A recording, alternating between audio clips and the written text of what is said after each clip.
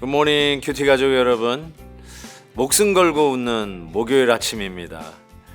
이 땅에서 얻는 성공, 기쁨, 그런 것으로 인해서 우리가 정말 함께 웃을 수 있는 일이 많지요. 그러나 그것이 목표가 된다면 우리는 그리스도 안에서 누리는 부요함을 누리지 못하는 안타까움이 있을 수 있습니다. 그래서 우리는 나의 모든 죄를 사해 주시고 하나님의 자녀로 나의 신분을 바꾸어 주신 그 복음 안에서 파한대소하는 웃음이 있어야 합니다. 이 시간도 하나님의 말씀 큐티를 나누면서 복음의 능력으로 환경을 뛰어넘고 마음껏 웃는 하루 되시기를 주의 이름으로 축복합니다. 오늘 함께 부를 찬송은 535장 어두운 후에 빛이 오며입니다. 다 함께 1절을 찬송하겠습니다. 어두운 후에 빛이 오며 바람 불 위에 잔잔하고 소나기 후에 햇빛 나며 수고한 후에 쉼이 있네. 요셉이 그들에게 가까이 오기 전에 그들이 요셉을 멀리서 보고 죽이기를 꾀하여 서로 이르되 꿈꾸는 자가 오는도다. 자, 그를 죽여 한 구덩이에 던지고 우리가 말하기를 악한 짐승이 그를 잡아먹었다 하자. 그의 꿈이 어떻게 되는지를 우리가 볼 것이니라 하는지라. 루벤이 듣고 요셉을 그들의 손에서 구원하려 하여 이르되 우리가 그의 생명은 해치지 말자. 루벤이 또 그들에게 이르되 피를 흘리지 말라.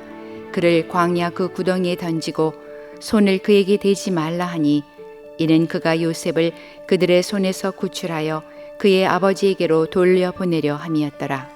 요셉이 형들에게 이르매 그의 형들이 요셉의 옷 곧 그가 입은 채색 옷을 벗기고 그를 잡아 구덩이에 던지니 그 구덩이는 빈 것이라.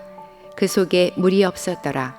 그들이 앉아 음식을 먹다가 눈을 들어본즉 한 무리의 이스마엘 사람들이 길라앗에서 오는데 그 낙타들의 향품과 유향과 몰약을 싣고 애굽으로 내려가는지라.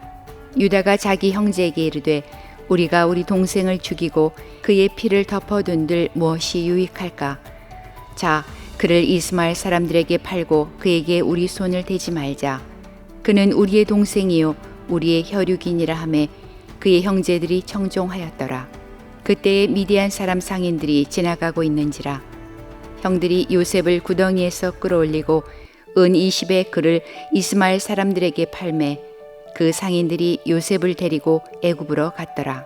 루벤이 돌아와 구덩이에 이르러 본즉 거기 요셉이 없는지라. 옷을 찢고 아우들에게로 되돌아와서 이르되 아이가 없도다. 나는 어디로 갈까? 그들이 요셉의 옷을 가져다가 숫염소를 죽여 그 옷을 피에 적시고 그의 채색 옷을 보내어 그의 아버지에게로 가지고 가서 이르기를 우리가 이것을 발견하였으니 아버지 아들의 옷인가 보소서 하매 아버지가 그것을 알아보고 이르되 내 아들의 옷이라. 악한 짐승이 그를 잡아먹었도다. 요셉이 분명히 찢겼도다 하고 자기 옷을 찢고 굵은 배로 허리를 묶고 오래도록 그의 아들을 위하여 애통하니 그의 모든 자녀가 위로하되 그가 그 위로를 받지 아니하여 이르되 내가 슬퍼하며 수올로 내려가 아들에게로 가리라 하고 그의 아버지가 그를 위하여 울었더라.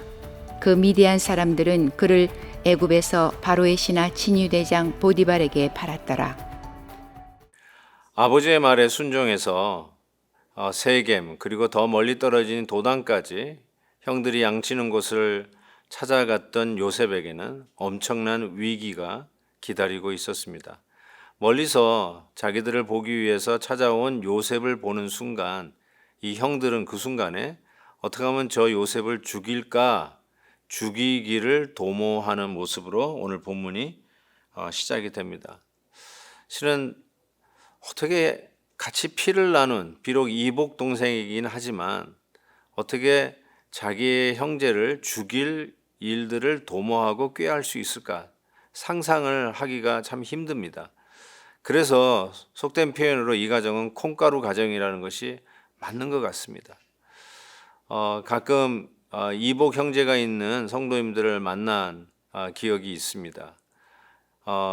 장례식 때 한번 만나는데 참 이복 형제들을 그 장례식 때 만나면서 서로 대하는 모습 보니까 참 어색하기 짝이 없는 것을 그냥 느낄 수 있었습니다. 물론 안 그런 가정도 있겠지만 참 이복이라는 이 말이 붙는 순간에 형제들끼리도 아버지와 함께 피를 나눈 형제들이라 할지라도 그 안에 특별히 쌓일 수밖에 없는 앙금, 서로 사이에 좀 담이 높이 쌓일 수밖에 없는 그 벽은 어쩔 수 없나 봅니다. 그래서 요셉은 거기에다가 아버지로부터 특별히 편애를 독식했던 아들로서 형들에게는 참 많은 아픔과 서름이 있었지 않았나 이런 생각을 해봅니다. 이 순간에 정말 부모님들에게 말씀드리고 싶습니다. 손가락 깨물어서 안 아픈 손가락이 없다 하지 않습니까? 그런 의미에서 우리 자녀들을 참 있는 그대로, 다 내 자식이니까 있는 그대로 사랑해주고 편애하지 않는 것이 자녀 교육의 아주 중요한 원칙이 아닌가 다시 한번 생각해 보게 됩니다. 어떻게 자녀들에게 이런 편애로 인해서 서로에게 대한 시기, 질투 이런 것들을 가지면서 자라게 했을까 참 마음이 아픕니다. 형제가 작은 가운데서도 한번 생각해 봅시다. 서로 시기하고 질투하고 서로 싫어하고 형제들끼리도 서로 성격이 안 맞아도 서로 잘 밥도 같이 안 먹고 말이죠. 그래서 마음 맞는 형제들끼리만 어울리고 그런 경우를 혹 우리가 본다면 부모의 입장에서 얼마나 마음이 아프고 또 하나님의 시야에서 볼 때는 그것이 얼마나 하나님의 원래의 목적 그 블루프린트에서 멀어진 모습이겠습니까? 옛날에 펜실베니아에 있는 랭캐스터에 있는 그 밀레니엄 티에터 거기서 이렇게 크리스천 뮤지컬을 공연하지 않습니까? 그때 우리 어르신들 모시고 가서 요셉이라고 하는 뮤지컬을 봤던 기억이 납니다. 정말 얼마나 그 콩가루 가정이었습니까? 근데 훗날 이 콩가루 가정이 회복이 됩니다. 서로 용서하고 서로를 위해서 짐을 져주고 죽음조차 두려워하지 않고 희생하기를 서로를 위해서 마다하지 않는 그러한 가정으로 훗날 회복이 됩니다. 이게 꼭 영화 스틸러 같은데 그러나 분명한 것은 이렇게 콩가루 가정이라 할지라도 하나님께서 이러한 가정을 회복시켜 주신다는 것이죠. 어떻게 회복시켜 주시느냐? 제가 어제도 말씀드린 것처럼 요셉을 하나님께서 예수 그리스도의 이런 복음적 구원의 예표로 쓰시는 것이 분명합니다. 요셉은 바로 이 형들의 그 모함에 의해서 노예로 팔려가고 죽임당한 것으로 아버지 야곱에게는 알려집니다. 아무 죄 없는 요셉이 팔려가는 모습, 바로 이것이 아무 죄 없는 우리 주 예수 그리스도께서 우리를 대신하여 고난받는 모습의 예표라고 할 수 있습니다. 즉 우리가 애매히 고난을 받아 이것이 왜 나에게 왔는가 정말 억울할 때가 있지만 때로는 하나님께서 우리가 받는 이 고난을 하나님의 구원의 역사 속에 쓰시는 약재료로 하나님이 우리를 하나님의 뜻에 딱 맞게끔 깎아가고 비벼가고 다시 빚어주시는 그러한 기회로 삼으시는 경우가 참 많이 있는 것 같습니다. 그래서 고난 가운데 결단코 낙심하지 말 것이며 어려움 가운데 하나님의 사랑을 의심하지 말 것이며 어떤 환경이 내 마음대로 되지 않는다고 내가 저주를 받았다고 오판하지 않기를 바랍니다. 하나님께서 이 가운데서 이루실 분명한 뜻이 있고 새롭게 펼쳐가시는 하나님의 역사가 있을 것을 분명히 믿습니다. 사랑하는 성도 여러분, 가정에 일어날 수 있는 가장 비극적인 일이 오늘 본문에 담겨 있다는 사실. 그렇지만 가장 비극적인 가정이 회복될 이야기가 지금 기다리고 있다는 사실을 믿으시고 인내 중에 하나님께서 우리 가정을 향해서 다시 세우시고 은혜가 넘치게 하시고 예배가 살아나게 하시고 엄마와 아빠가 같이 손붙잡고 기도하는 모습이 회복이 되고 자녀들과 소통이 시작이 되고 사랑의 허그가 있는 그런 가정으로 다시 일으켜 주실 것을 믿고 오늘 하루도 기도하며 승리를 약속하신 주님 바라보며 출발하는 귀한 날 되시기를 주의 이름으로 축원합니다. 하나님 아버지 감사합니다.